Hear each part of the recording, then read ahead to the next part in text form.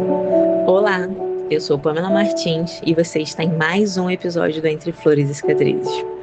Hoje eu quero começar esse episódio de um jeito um pouco diferente, talvez com mais cuidado, mais presença, mais verdade. O que eu vou compartilhar hoje não nasceu só de uma reflexão, nasceu de uma vivência, de um lugar real, profundo e de um capítulo que me marcou de um jeito que o tempo não apagou. E embora muitos dos meus capítulos também tenham nascido de feridas e cicatrizes, esse aqui toca um lugar ainda mais sensível dentro de mim. E talvez você não ouça esse episódio como os outros. Talvez você se identifique. Talvez você se lembre de algo e talvez você sinta, assim como eu. Porque existem histórias que não foram feitas para serem explicadas, foram feitas para serem entregues. E esse capítulo nasceu assim, de uma cicatriz, não de uma metáfora, mas de algo real, de algo que aconteceu há mais de 6 anos, mas que às vezes ainda parece que foi ontem. Porque existem dores que o tempo não apaga, ele só empurra para dentro. E tudo aquilo que a gente empurra, um dia volta, com peso, com memória, com silêncio. E eu aprendi algo difícil de aceitar. Existem capítulos das nossas vidas que a gente não conta. Não porque não existiram, mas porque existiram demais, doeram demais, marcaram demais. E existem dores que não foram feitas para o público, foram feitas para o secreto, para o quarto fechado, para o lugar onde ninguém vê, mas Deus entra. E eu vivi um tempo em que as minhas escolhas nasceram do medo.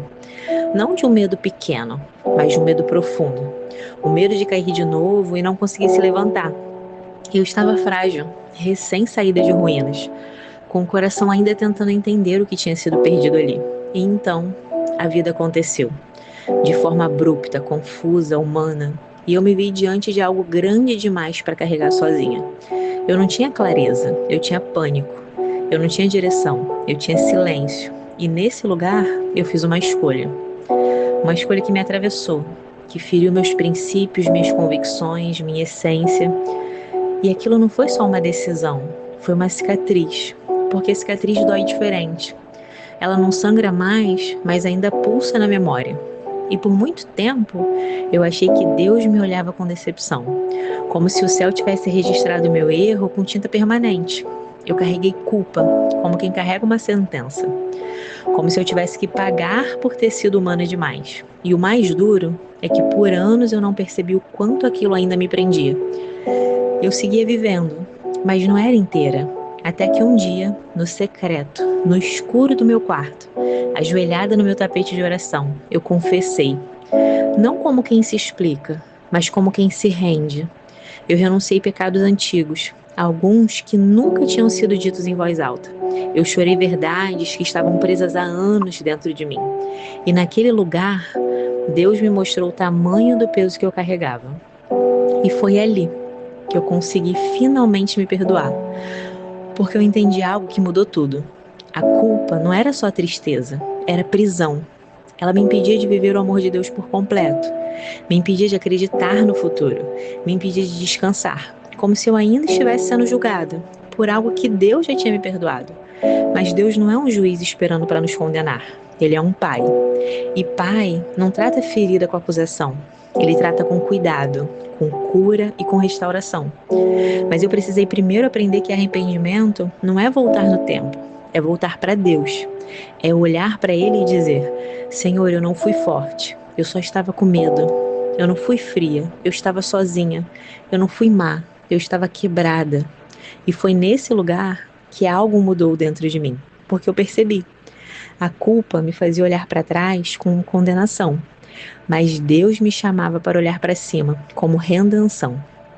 E uma frase me atravessou como verdade.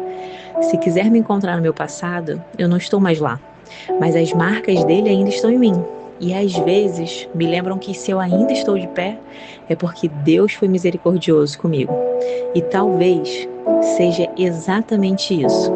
Eu não estou mais lá, mas as marcas ainda falam. Só que agora elas não falam como sentença, elas falam como memória. Memória do que eu sobrevivi.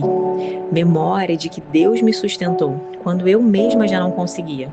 E enquanto o inimigo dizia: você será punida, o Evangelho dizia: agora, pois, nenhuma condenação há para os que estão em Cristo.